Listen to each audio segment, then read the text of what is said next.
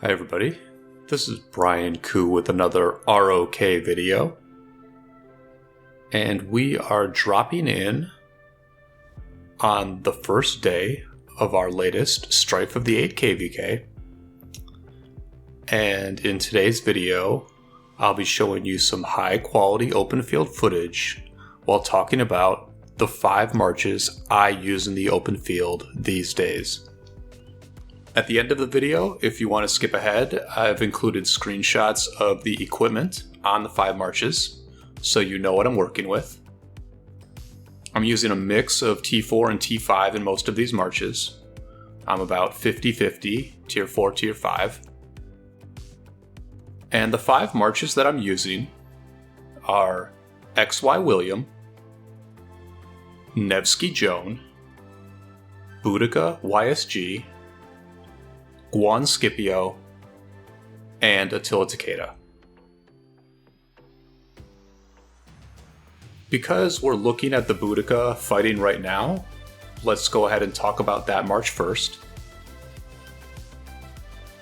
If I had to grade the Boudica YSG march in this KvK, I'd have to give it a B-. It was probably the most disappointing of the 5 marches that I used. And the real issue here is simply that it is too slow.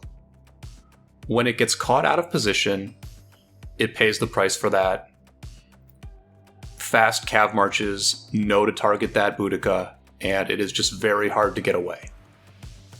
And when you're a fighter like me, who I'm not the frontline tank who goes into the enemy, does damage, and basically just stands in place fighting until their marches are destroyed.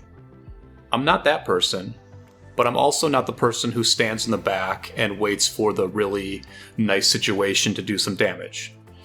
I'm more of an off tank. I'm more of the either second line of tanking or the first line of damage coming in. And so I do have the chance to get caught out of position. It does happen, and this Boudica just gets punished so hard when that's the case. To give you some stats to back up what I'm saying, I've been using my Boudica YSG for just as long as I've been using my Scipio.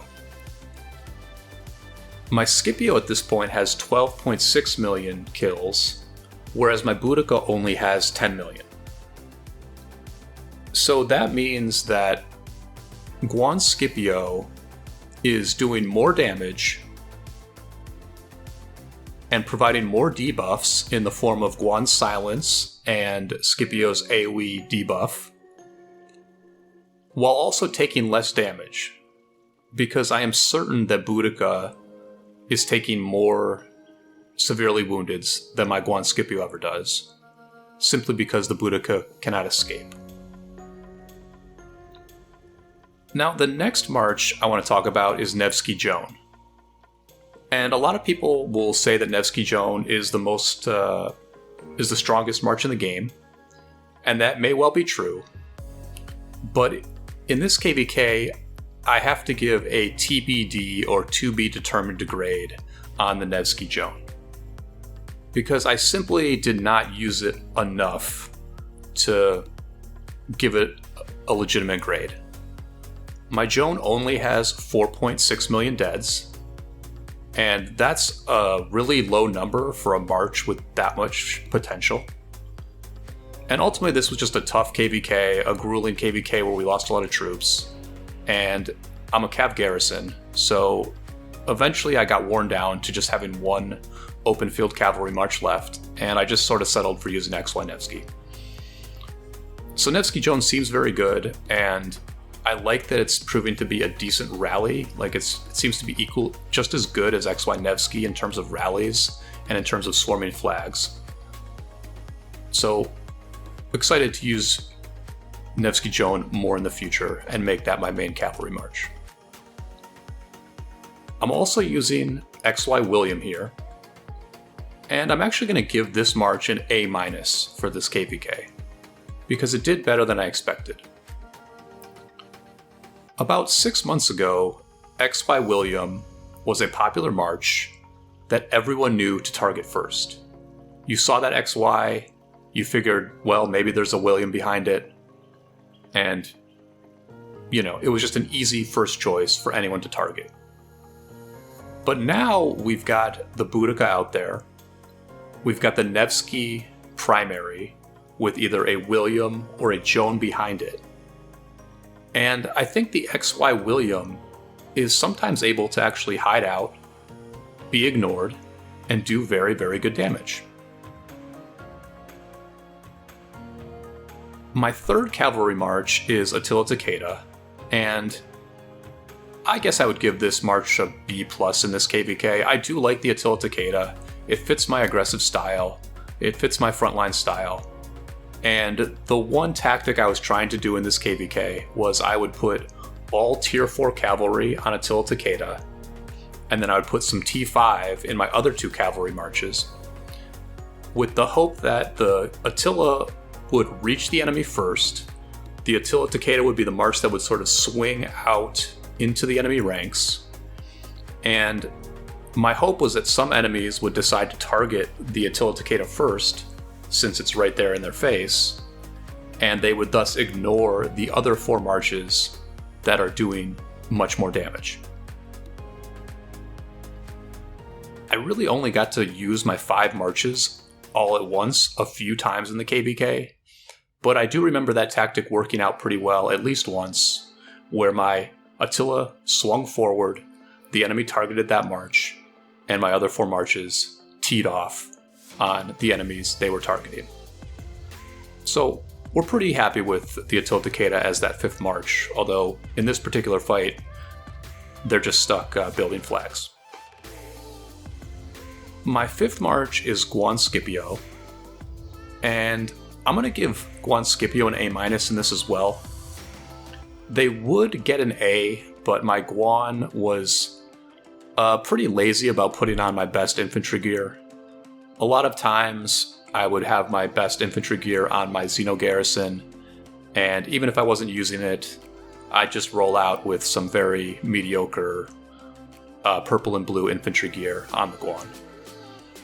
But Guan Scipio is a great march, right? It's tankier than my other marches. It moves pretty fast. It does very good AoE damage. It also brings a lot of utility to the team in terms of the silence of Guan, the debuffs and shields of Scipio. It's just a really all-around effective march that gets good trades and adds value to the team. So, I think the debate between whether Guan Scipio or Nevsky Joan is the best march in the game, I would say that debate is still up for grabs. Panning over to the east now, you can see that we are dealing with another camp in this zone. Water Camp, with the turquoise flags, are allied with Greenwood, the green territory camp. And we're still trying to figure out, how do we deal with 2 fronts at once? How much do we allocate to each side? And we tend to play this by the seat of our pants a little bit because we are fighting out of the Korean alliance right now. So the Koreans are ostensibly in charge, but at the same time, they need our garrisons to complement their own. And usually 1 or 2 of us does have R4 in N70S so that we can do things like set markers and change garrison captains. So this is going to be a pretty short video today. What I really wanted to do was give you the lay of the land, because where we're fighting right now is going to be where the bulk of the combat happens over the next few days. Some things will happen on the wings, but it is really this center area where 1682 has placed a fort, where there is a barbarian keep taking up some of the space, and where the enemy is able to attack us from 2 different directions and give us some logistical problems in terms of how we're going to allocate our time, resources, and troops to the 2-front problem of dealing with multiple enemies at once. Because Water Camp, despite being outnumbered and outgunned compared to some of the other camps in this Strife of the Eight, they were a real thorn in our side, and they had very good timing in terms of applying pressure and attacking at times that were most inconvenient for us. So that's an added layer to this really interesting fight we're about to have. If you've been enjoying this video, then please throw a like on it, subscribe to the channel if you haven't already, and leave a comment down below letting me know what you'd like to see from this video, what concepts you'd like me to cover, what kind of footage you'd like to see. This is a really juicy war that we have ahead of us, and I could go a few different directions with it. So, yeah, keep tuning in. Keep watching our progress as this thing goes along. And I will see you all on the flip side.